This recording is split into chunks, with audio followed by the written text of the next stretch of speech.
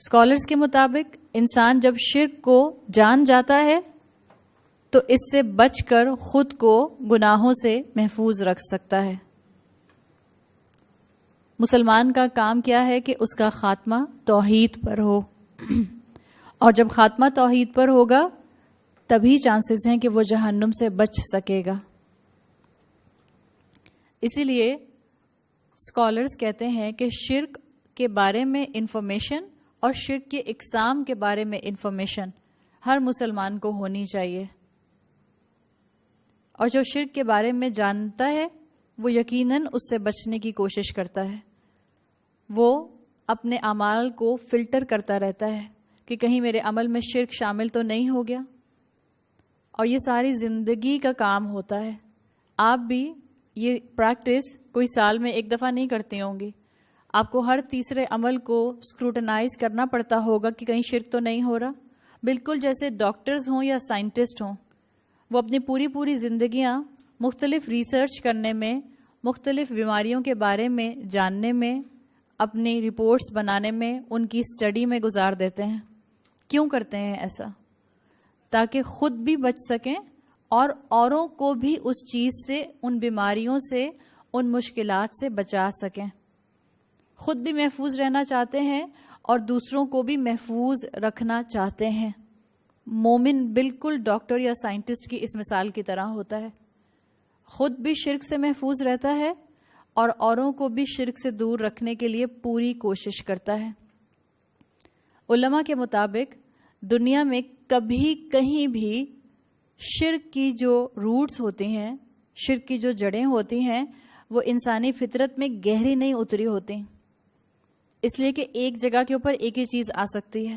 Deep rooted انسان میں کیا چیز انگرینڈ کی گئی ہے؟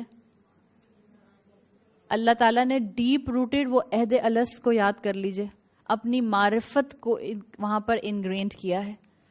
جب تک معرفت نہیں ہٹے گی وہاں پر کوئی اور چیز جگہ نہیں لے سکتی. اور یہ جو ڈیپ روٹڈ معرفت ہے اللہ کی، یہ اپنی جگہ فکس رہتی ہے. جو انسان آج مسلمان نہیں ہے، یا جو مسلمان آج مسلمان دکھائی نہیں دیتا، اس کا یہ ہرگز مطلب نہیں ہے کہ اس کے اندر سے اللہ کی پہچان ہٹ گئی ہے. اللہ کی پہچان ہے، اس کے اوپر غفلت کے پردے آ گئے ہیں. یہ بات ذہن میں رکھیں. کوئی مسلمان کتنا ہی گناہوں میں انوالوڈ ہو، کتنا ہی غافل ہو کر زندگی گزار رہا ہو، یہ نہیں کہا جا سکتا کہ اس کے اندر اللہ تعالیٰ نے اپنی معرفت کا جو پائلٹ فلیم جلایا تھا وہ ختم ہو گیا ہے، وہ غائب ہو گیا ہے. یہ نہیں کہا جا سکتا. وہ ہے، لیکن اس کے اوپر غلاف آ گئے ہیں، اس کے اوپر تہیں آ گئی ہیں دنیا کی رنگینی کی یا اس انسان کی اپنی ذاتی خواہشات کی. دل کی گہرائیوں میں ہر انسان کے اللہ کی پہچان انگرینڈ ہوتی ہے. اور اگر آپ مشرکین عرب کو ذرا دیکھیں تو مشرکین عرب کون تھے؟ اصل میں کس دین پر رہنے والے لوگ تھے؟ دین ابراہیمی کے اوپر رہنے والے لوگ تھے. ڈسٹورشن آیا تھا ان کے اندر، غفلت کے پردے ان کے اوپر آ گئے تھے. اسی لیے علماء کے مطابق دل کے اندر ایک ہی رب ہوتا ہے، اور چاہے کوئی کتنا ہی بڑا مشرک کیوں نہ ہو، جب اس کے اوپر بہت مشکل آتی ہے تو وہ سارے بتوں کو چھوڑ کر ایک ہی رب کو پکارتا ہے. اس کو ضرورت ہوتی ہے کہ وہ اپنے دل کی سطح کو تھوڑا سا کھرچے وہاں سے، اور اللہ کی محبت اندر سے نکل آئے. اور یہ مشکلات ہوتی ہیں، آزمائشیں ہوتی ہیں جو اوپر کا کرسٹ دل کے غلاف پھاڑنے میں مددگار ثابت ہوتی ہیں. اور اس کی گواہی میں آپ کو اور مجھے تاریخ کے کئی واقعات ملتے ہیں کہ بڑے بڑے مشرکین نے بھی مشکل کے وقت اپنے بتوں کو چھوڑ کر ایک اللہ کو پکارا. اس کی گواہی میں آپ کو تاریخ کے واقعات ملتے ہیں. مثال کے طور پہ ابرہہ نے جب حملہ کیا تھا تو اس موقع پر تاریخ میں آتا ہے کہ قریش کا بچہ بچہ یہ جانتا تھا کہ اس مصیبت کو، اس بلا کو ان کے بت نہیں ٹال سکتے. ان کے دلوں میں یہ بات راسخ تھی، ان کو یقین تھا اس بات کا.